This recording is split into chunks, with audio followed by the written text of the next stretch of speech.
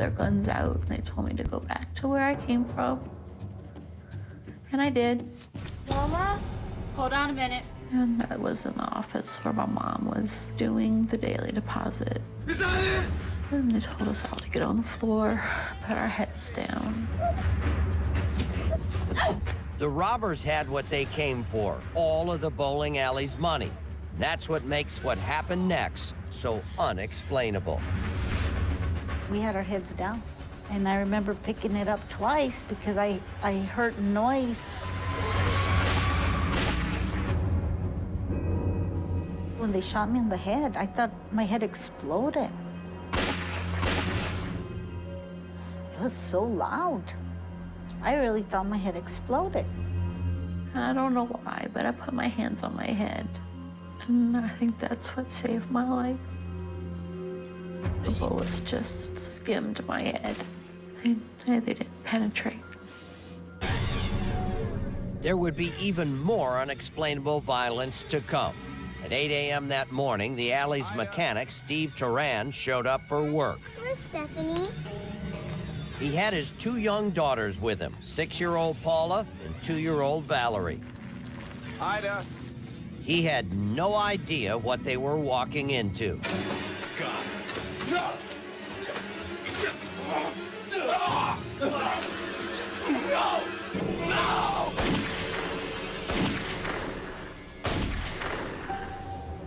I didn't know who was alive or not. All I knew was I was bleeding and I needed help. As the robbers fled with their take of $5,000, Melissa painfully hoisted herself up to a desk and called 911. Please come to Las Cruces Bowl. Please help me. How many people are hurt? 1, 2, 3, 4, 5, 6, 7. 7 people are hurt? Yes, I think. The wounds in my head. It hurts. Melissa's phone call saved her own life, her mother's, and Ida's. But nothing could be done to save Steve and his daughters, and Melissa's 13-year-old friend, Amy Hauser. Why the kids? Us, well, I mean, we didn't do nothing to them either. We didn't do nothing. But the kids?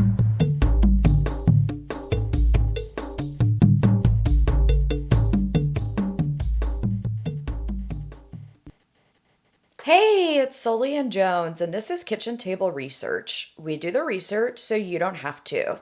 We have put together an extensive library of evidentiary photos on our Instagram. Go visit us at kitchen.table.research, and we explain how to watch our stories on our first and second episode. So if you're unsure how to watch Instagram stories, or if you would like to leave us a message, you can always reach out to our email, kitchen.table.research@gmail.com. You can follow us as we put the clues together. Today we're going to be talking about the Las Cruces Bowling Alley murder. Jones has a little something she wants to say, and then I'm going to tell you who the victims of this nightmare are before we jump into the story. So I just want to report that we got a stack of business cards. If you would like a handful of business cards or even one business card, go through on our Gmail account and tell us that you need some. Give us your mailing address and we'll get some in the mail this week. Thank you. Cool. Awesome. Our business cards actually turned out really well. And this way you can leave them like at your favorite coffee house. We've been sticking them in all sorts of places. We're glad that you guys are here. We're glad that you guys are supporting us. So let's go ahead and jump right in. Our victims for today are going to be, we have several victims of this story. Some of them do not survive the massacre and some of them do. But the main character, I believe, in this story is named Stephanie Cenac Repass. She's the mother to Melissa. She's 33 years old and she works at the bowling alley doing bookkeeping and accounting. And she's also the daughter of Ron Cenac, who owns the bowling alley, who will not be there when this crime occurs. He will not be in the state. So Melissa Repass is Stephanie's daughter. She and her friend, Amy Hauser, they're about 13 years old. They're friends, and supposedly Amy's father was dating Stephanie Cenac's mother at the time. So the girls this morning are just in the bowling alley doing some basic cleaning duties and helping their mom out. Again, it sounds a lot like the yogurt shop murders. We also have a chef that comes in this morning because I believe this Saturday they were having bowling competitions going on. So Ida Holguin, she's going to come in and start prepping, I don't know, about 7 or 8 that morning. The last 3 victims, his name is Stephen Tehran. He's 26 years old. He was a pen mechanic, and he will kind of walk in on this crime with his 2 daughters that are supposed to be attending the daycare that day. Valerie Tehran is 2 years old, and she will not survive. His stepdaughter, Paula Holguin, who has no relation to our chef, Ida, she will also not survive the attacks of this day. So Stephen, Valerie, and Paula will not survive. Valerie's mother says she remembers Valerie liked blue. She was more of a serious child, and she took after her father. Her sister, however, was very girly and liked girly things and ribbons and bows. And so, unfortunately, the mother of these 2 children and the wife of Stephen, she will lose her entire family this day. So our heart really goes out to her. We'll talk about her later, but of course she's another victim in this story. So I'm going to let Joan set the scene and we will get into this crime. Las Cruces is a small town of around 100,000 today, but in 19 was around 60,000 people. It sits in the southwest corner of New Mexico and is an exit off of I-10. I-10 traverses many southern states, running from the east coast starting in Jacksonville, Florida, and runs all the way to the west coast, ending in Los Angeles. It snakes through Las Cruces, goes around the north side of El Paso, through the southern part of Arizona, and ends in Los Angeles. I-10 is approximately 40 miles from both the Mexico border and El Paso, which straddles the border. El Paso's on the American side and Juarez is on the Mexican side. Las Cruces sits at the southern end of the Organ Mountains. It's literally spelled like organ, so weird, but they are beautiful. She'll put a picture up of this area. It's a desert community with flatlands and cactus throughout the region. New Mexico has mountain ranges, pine forests, white sand dunes, and flat nothingness. The southern part is a farming community. There's lots of green chili country, and it sits in the Permian Basin. This part of the Americas was underwater hundreds of thousands of years ago, and the decay underwater was the pressurized event that created hydrocarbons. And subsequently, the retrieval of that oil from underground, we are still exploring today. Las Cruces is a desert. It sits in the southwest. It's extremely hot in the summers, and it has moderate temperatures in the winter months. Although the region is beautiful, there's a dark underbelly to New Mexico. The show Breaking Bad, based in this state in Albuquerque, is 3 or 4 hours away. There's a lot of drugs, cartel dealings, people dying to cross the border, and thousands of women's bodies buried in the sands that is the Mexico border. New Mexico is also home to some gruesome crimes, and one of the scariest serial killers, the Toy Box Killer, or his name is David Parker Ray. He would prey on women down on their luck, and with the help of his wife, 4 to 5 women a year went missing in the town named Truth or Consequences. Again, an interesting name for a town. It's like they knew bad shit was going to happen here. He would drug the women, do barbaric sexual acts, drug them so he could torture and constantly rape them. Some women escaped or were let go, with a chunk of time missing and no memory of any events or details of the events that they were forced to participate in. His victim count is as high as 60. Body dumps are spread between the border, and then more bodies are found in what is referred to as the West Mesa Bone Pit, which we're going to cover in our next season. Kids such as Tara Calicio have gone missing, and currently a serial killer is targeting Muslims in New Mexico, and that has yet to be solved. So this desert's no oasis. And February 10th, 1990 in Las Cruces, New Mexico becomes the scene of a horrifying crime known as the Las Cruces Bowling Alley Massacre. 7 people were shot in a bowling alley. 4 were dead. 1 died 9 years later of complications from her gunshot wounds, and 2 survived. The 2 people who survived continue to grapple with their nightmares of that day. The bowling alley has 23 lanes with seating areas and ball returns towards the back of the building. To the left, there was a bar for 21 and older patrons with billiards and darts. There was a kitchen, arcade, shoe return, and open seating on the right. And there's an office as well, which is where this crime takes place. We have crime scene photos that can be extremely hard to look at. 2-year-old Valerie would be shot in the face, and it's unfortunately easy to find her pictures on the internet, and we've included it on our Instagram with a trigger warning. We believe that it's important to our listeners understand what victims of monsters like this go through. This picture of Valerie is of her laying as she was found from a distance.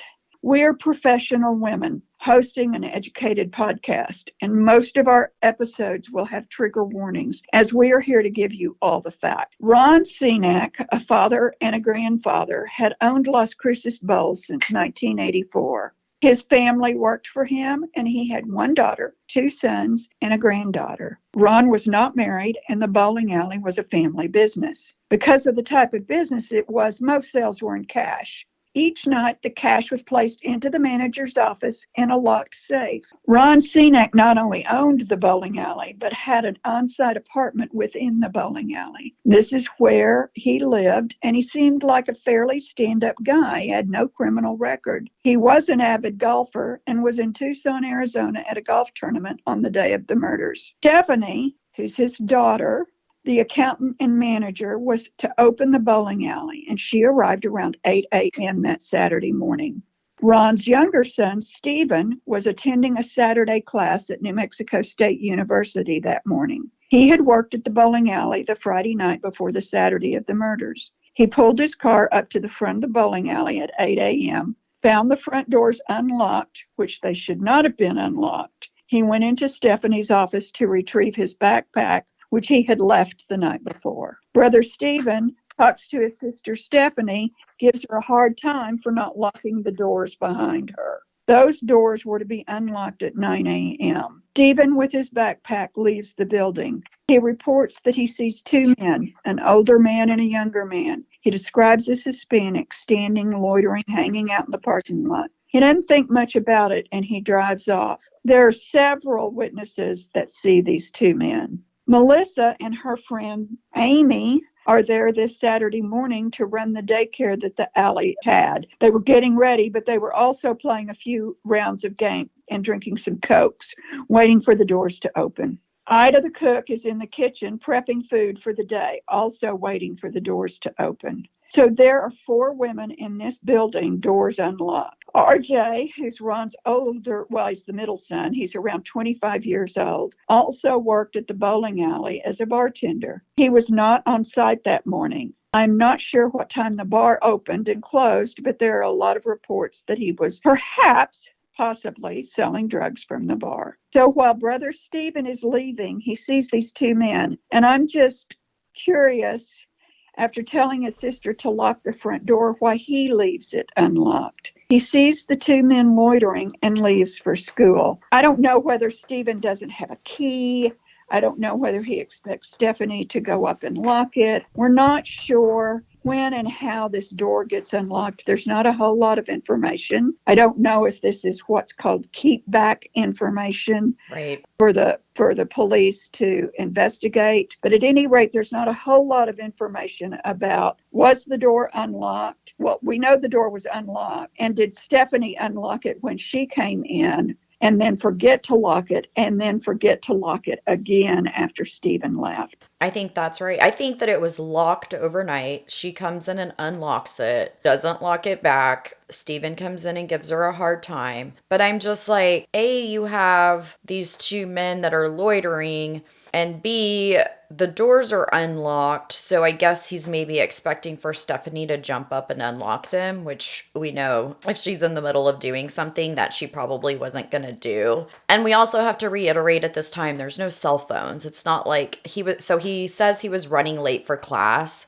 And he had, kind of that feeling, but he's like, man, I'm running late for class. Stephanie will lock the door. I got to get on my way. And he does state in later interviews that this is one of the worst decisions he's ever made in his life. He said, I would have rather have been late for school and made sure my family was safe. But things like this are always hindsight. So we really urge our listeners to be precautious and be conscientious of places that you walk into and just kind of scope things out.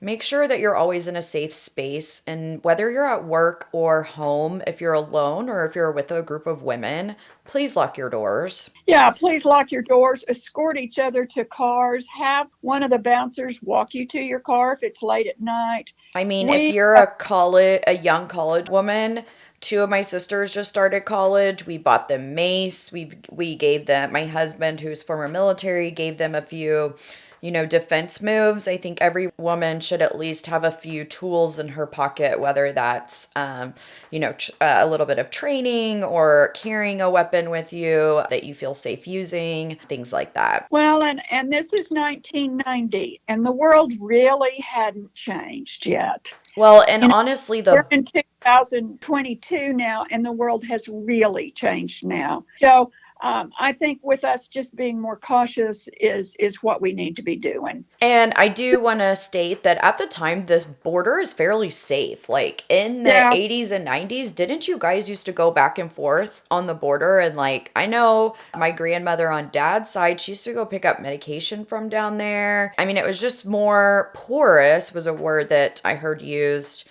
back before the cartel and drugs really started coming in through El Paso, which is the subject matter of our next episode, which is going to be Juarez. And you'll see as this story develops how Juarez affects probably the outcome of the Las Cruces Bowling Alley Massacre. Yeah, well, perhaps, but the murders in Juarez really don't start until, yes, there's murders, but the killing fields located in Juarez really don't start until 1995. Right. And this 1990. So I think there is a certain air that we're safe. We played tennis with the El Paso teams. We would take our big drive down to El Paso, take us about 5 hours. We'd play tennis. We used to go across the border and eat dinner because it was a special treat. My family would take our Indiana relatives down to El Paso, and we would eat at the really fancy steakhouses in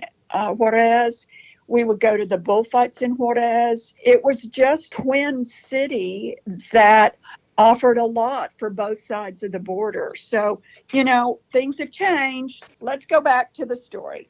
Okay. At approximately 8:20, two men who enter the alley through the unlocked front doors, according to witnesses. So one of these men is going to go to the office. He's going to rally the two younger girls, Melissa and her friend Amy, by gunpoint, and he's going to put them into the office where Stephanie is. Ida, who's in the kitchen, is also escorted back to the office by gunpoint. So at this point, these two men have these four women in the office. Again, it just reminds me of Yogurt Shop. So you can see how people have connected these cases over the years, but we'll talk about that later. So at gunpoint, Stephanie is told to access the safe, and the two young girls are to empty the safe of money into a bag.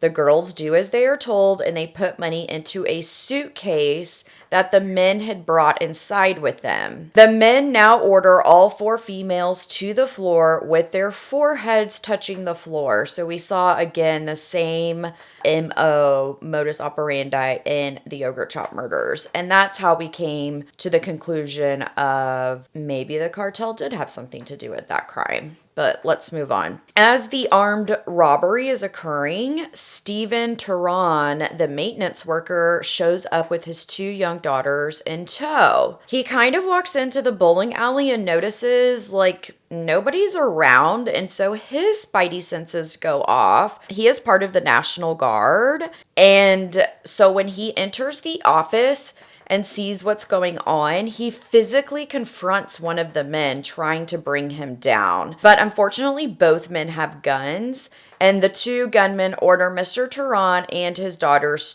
to the floor. I don't know what they do with the 2-year-old at this point, but as far as we know, they are all 7 lined up with their foreheads touching the floor and shot execution style. One of the men picks up Valerie Tehran, who's only 2 years old, and he shoots her in the face. They kind of show this scene in one of our references, which we've decided to move down to the bottom part of our episodes. Me and Mom watched that movie together, and it's pretty gnarly. Like, I have a child around the same age, and it's pretty hard to watch. But it's really the only book/movie that they even have about this case. Okay, so the men are tearing apart the office, even though there is money in the briefcase. They're opening file drawers, desk drawers, going through bookcases. They're just spewing papers all over the place, and it's as if they're searching for something other than money. These men will get away with about $10,000 in today's value. So after papers are scattered and the office is trashed, the men light a fire using paper on the desktop. Again, no accelerant is used, and luckily the fire does not burn very fast, which does save lives. There are 25 casing shells found in the office after the crime. So both men were using .22 caliber bullets. It is unknown as to whether both men are firing their guns or only one man does the killing, but I assume that they're both using their guns just because the other guy would have had to continue to refill bullets into the chamber. Yeah. Why? Because the gun, a 22, only holds 6 bullets, and Normally. But I'm a little bit confused. I would have thought that the police could have found whether one gun or 2 guns were used just by looking at the striation mark on the bullets that were recovered. Well, and unfortunately, we don't really know what type of investigation the police did because it sounds like they didn't do a lot. So I don't know if those guns were ever tested for striation marks and whether they could tell how many bullets was fired from each gun. But if they're finding like 25 shell casings, either way, both men would have had to reload the gun, you know? Yeah. Okay. Okay. Immediately, Steve and his 7-year-old die. His 2-year-old daughter dies at the hospital after emergency workers arrive. Amy is dead and Stephanie is severely wounded. Ida is shot in the shoulder and head, and Melissa, Stephanie's daughter, has 5 gunshot wounds in her. The 2 men did not wear gloves or masks. While there are fingerprints, there is no DNA left at the scene, most likely because the fire was put out with water, and again, we know from our last case that that's just not good for evidence retrieval. The 2 men leave the office, but when the 911 call is made, it is unknown to Melissa whether the men remain in the building. Heroically, Melissa, at 12 years old, had a classroom presentation the prior week about what to do in a crisis situation. So she had recently been taught to call 911. We are going to read you the 911 call instead of just dropping a clip in. We will have a few cases that have 911 calls, obviously, and we like to read them. That way, we're taking out all the background radio noise. We're taking out the 911 operator radioing into fire and into the police department and all this cross chatter that makes it really hard. And of course, if you want to go listen to the 911 call, you can pull it up from anywhere.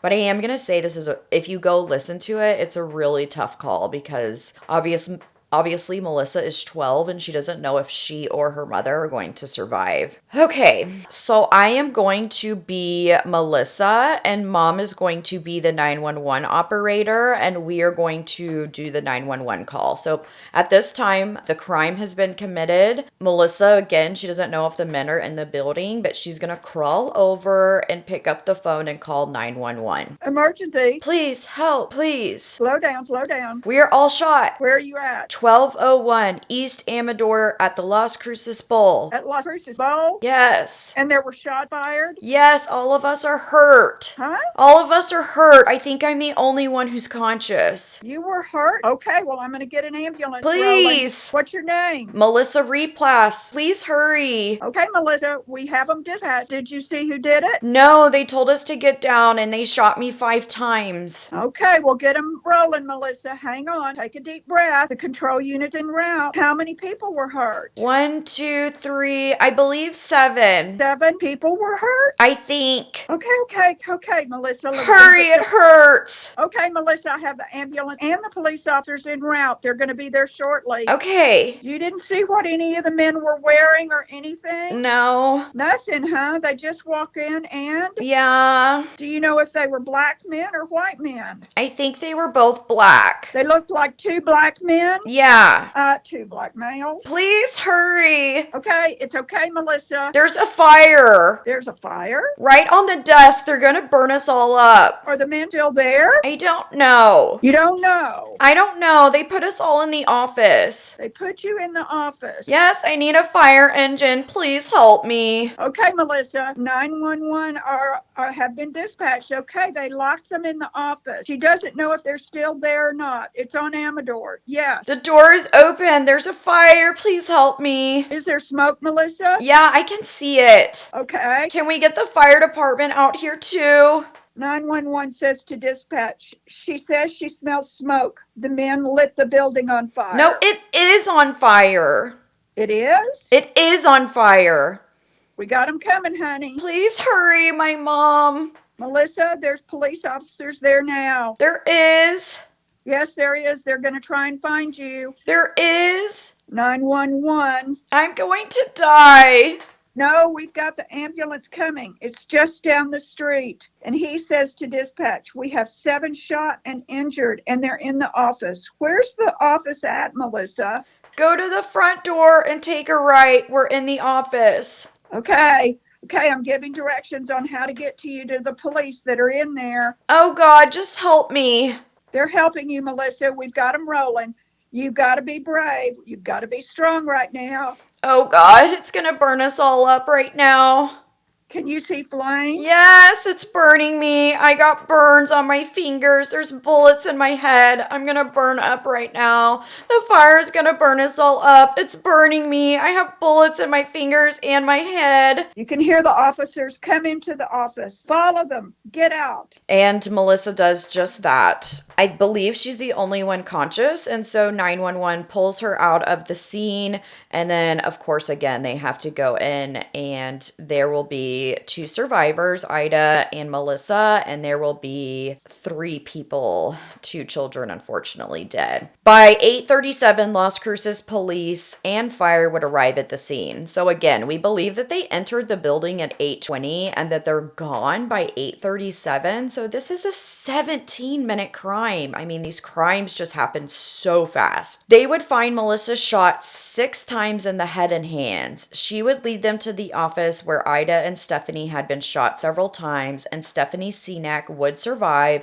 but die 9 years later from her injuries. I believe that she was either paralyzed or partially paralyzed. Is that correct? I don't know that for sure, but that would be. I was going to say, observation. I believe that she has spinal cord issues and walking issues. So I believe one of the bullets did go through her spinal cord. So unfortunately, Amy Hauser, Stephen, and his 2 daughters would be found dead. The 2-year-old Valerie was still rushed to the hospital, but she is DOA on arrival. After opening fire, the suspects made their exit. Mark Myers of the Las Cruces Police Department told Statesboro Herald that he believed the massacre was premeditated. They lit the office on fire. That's a clear indication they were thinking about destroying evidence they had left behind. They weren't going to leave any witnesses, no matter how young. And that's a quote, and I got that off of grunge.com from Officer Mark Myers. There are several witnesses that see the men around the alley and running away after the crime has been committed.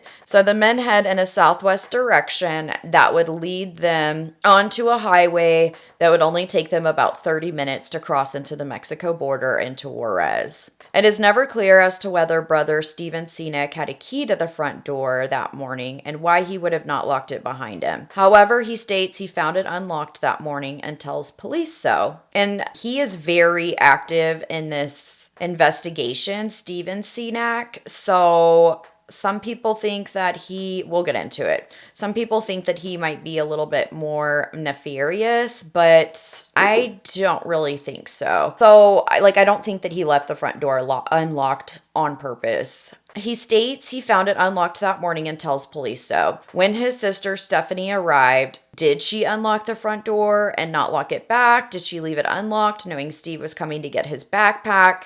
And again, we just talked about this earlier. Cell phones aren't around, so, it's not like he can call her from the parking lot and be like, Stephanie, go make sure you lock that door. There's kind of weird guys hanging out around the outside. Huh? I don't think he said that to his sister. That's what I'm saying. He, if he had a cell phone, he could have. Right. But they don't. If you'd have said there's weird men hanging outside the front, she would have gone up and locked the door. And I've listened to other podcasts about, I wonder how many lives cell phones have saved. Right. People being stranded, people being in a place where they wouldn't have been able to get help unless they had a phone. Even situations like this, if Steven would have had a cell phone at this time and called Melissa and said, hey, there's these weirdos hanging out front, she would have gone and locked the front door. Right. Okay. Right. So he encounters these two men and is able to help the police make a composite sketch, which is on our Instagram. Okay, I'm going to hand it back over to Jones. So next, we want to talk about Ronald, who's the owner of the bowling alley. He's not there. He's not even in town that morning. He's away on a golfing trip in Arizona when this crime takes place. So either the Seneck family is not there when this crime occurs, or the family members survive if they were there during this crime. Later, we're going to discuss Stephanie's injuries. But out of all the Senecks, RJ, the other brother and bartender at the bowling alley, was a known cocaine user and dealer. Did he owe the cartel? Did he tell them that his sister would open the safe for them to pay his debt? RJ, in fact, overdoses in the late 90s. Money was still in the safe after investigators arrived, and it's thought they either had a set time as to how long they would remain in the building, or the girls accidentally missed money while trying to fill the suitcase under pressure. Ida, the chef, reported that they were looking for something other than money. Police and the remaining victims believed it was a professional hit. On top of that, fire had destroyed evidence, and just like in Yogurt Shop, made gathering evidence difficult. Later in the day, the police brought Steven Seneck to a van that they'd stopped at one of the roadblocks with men who might have been the suspects from the massacre. And incidentally, these men also had lots of cash inside of the van. They asked him to verify whether any of the men inside were the same men he had seen earlier, but he wasn't able to provide a positive ID. And without anything conclusive, the police had no choice but to let the two men go. Despite the imperfect crime scene and the limits of forensics at the time, the Las Cruces Police Department tried to investigate as thoroughly as possible. Though their efforts at the time didn't turn up much usable evidence, new procedures and techniques have kept the investigation from completely going cold. Detective Amador Martinez was quoted on the subject in 2015, saying, "There's always an ever-changing shift in technology, so we're trying to utilize those the best we can." That's via a reporting from Fox TV. The fingerprints have never come up in a database. The U.S. has compiled 30 million fingerprints, while Mexico has recently rolled out its own fingerprint identity database. The purpose was to better serve those during the pandemic and roll out COVID vaccines and data about populations. Its purpose, the database's purpose, was to also stop violent offenders and corruption. So far, no fingerprint match has been found. But not all hope is lost. Any day, a hit in a database may turn up one of those offenders. I did some research on fingerprints. There's a published article in a medical journal from 2020 about the recovery of fingerprints after they have been exposed to fire. And in simple terminology, what happens is the whorls and ridges in your fingerprints collect the soot from the fire. So it fills up the valleys and the ridges and makes your fingerprint smooth.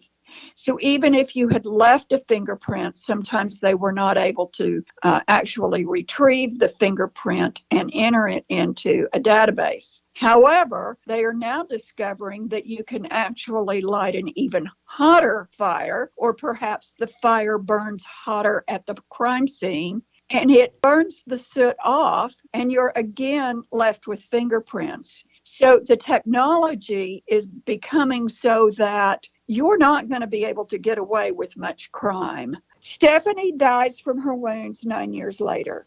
Ida, the chef, spent 6 months in the hospital rehabilitation and continues to have ongoing health problems to this day. She is unable to go to the memorials. Her anxiety is sky high. Stephen Tehran's wife, whose name is Audrey, lost her entire family that day. Yeah, that's really rough. I can't imagine.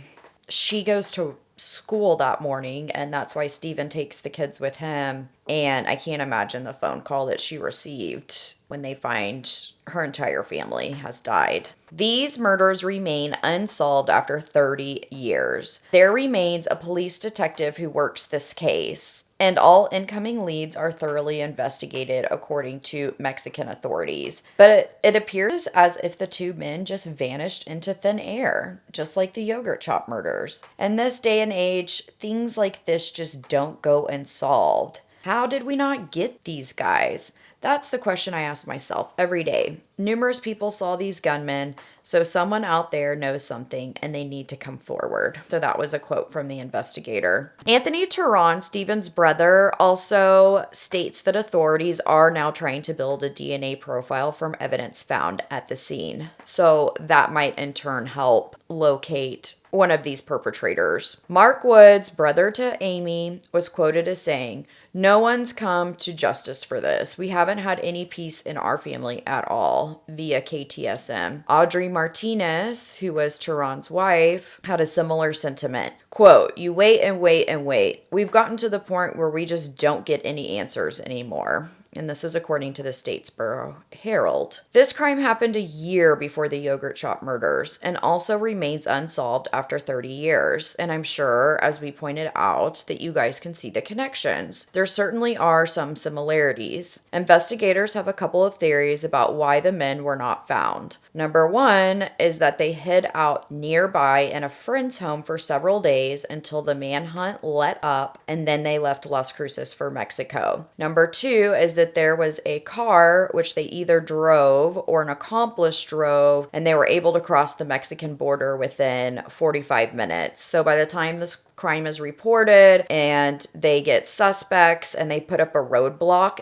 they might have already been out of the country. Just to note, we believe both crimes, yogurt shop and Las Cruces, that there was a car parked nearby where the men could escape. So basically, we're going to have two theories to the conclusion to this story. It's basically, is it a random attack or is it cartel? So let's start with the cartel and get into some of those sub-theories. So the two sub-theories under the cartel theory are that these men premeditatively took cash and looked for drugs and killed theoretically 7 people, including a baby, because the CNACs were dealing drugs, or at least RJ was. It was rumored around town that RJ was dealing drugs, and I think Jones stated earlier that he would die from an overdose at the age of 36. As noted by American Crime Journal, Bowling Alley owner Ron Cenac had a dubious reputation with alleged ties to active cartels in the region. Anthony Tehran, Steve Tehran's brother, spoke to the Silver City Daily Press in 2014, seeming to acknowledge the Cenac's questionable business relationships. Quote, "You know, my brother and I used to go to that bowling alley. We knew Ron Cenac, the owner, and we noticed he had friends and buddies often hanging out at the bar that seemed very strange to us. They seemed to know the layout of the bowling alley." Unquote. Ida Holguin later reports that she'd seen the men before as well. They had been in the bowling alley prior to the massacre, perhaps studying the business hours and employee shifts. She said the men, quote, "were looking for something else before they went to the safe." Do you think that Daddy Cenac and brothers were in on a drug scam, or were A, selling drugs, or B, laundering money through the bowling alley? If so, and I'm not saying that this is true because we have no accurate source that says this, but there is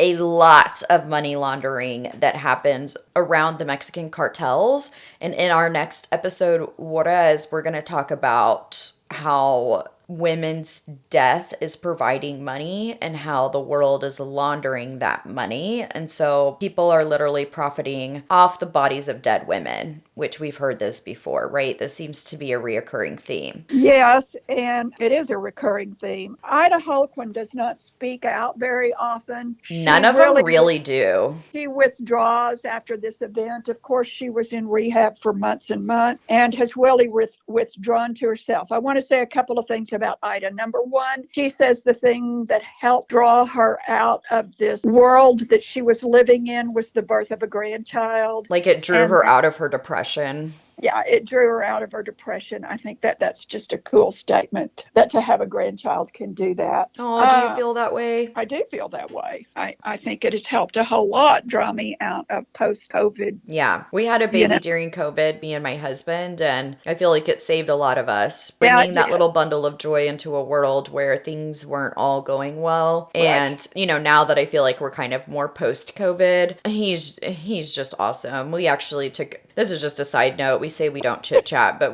we took a beach trip last weekend where we worked and talked about murder and all of this on the beach. But my child got to play in the ocean. He's totally fearless. He's totally at the age where he's interested in everything. And, you know, having those little babies in our lives, he waves at old people in the grocery stores and he says hi. And, you know, he just brings joy to people's lives. I think that's really what we should focus on. Well, the second thing I was going to say, that was really quite a testimony there, Anna, of how cool your son is. I love him. And I believe so too. The other thing that I saw Ida interviewed was, she says, "I don't understand why the police, number one, don't keep the survivors informed," meaning herself and Melissa. And number two, she says, "I saw Steven Cenac come into the bowling alley and he had a backpack on his arm." Now, right. I don't know if that's true or not. Did she maybe see him leave the bowling alley with his retrieved backpack on his arm? Yes. I don't know, but her beef is that she doesn't feel like she was questioned extensively enough by the police. And that may be true, but she's also in rehab for 6 months. So I don't know whether they just didn't have a chance to question her. Anna mentioned that she didn't think that maybe the police were quite up to snuff. Actually, I think the police did a fairly good job in this. 45 minutes to put down roadblocks. They were there within, 10 minutes? I mean, I think they did a pretty good job. I think the bad guys did a better job, or had more thought that they put into it. So that's my 2 cents worth. There also has been a theory. I don't know if we talk about this in our theory sections, but let's just jump into it right now. So Steven, like you said, Steven Cenac comes to retrieve his backpack that he had left after working that Friday night, and he had Saturday classes. So this crime takes place on a Saturday morning. So he leaves his backpack there on Friday. He comes and gets it on Saturday morning, and that's when we have the whole discussion about the front door.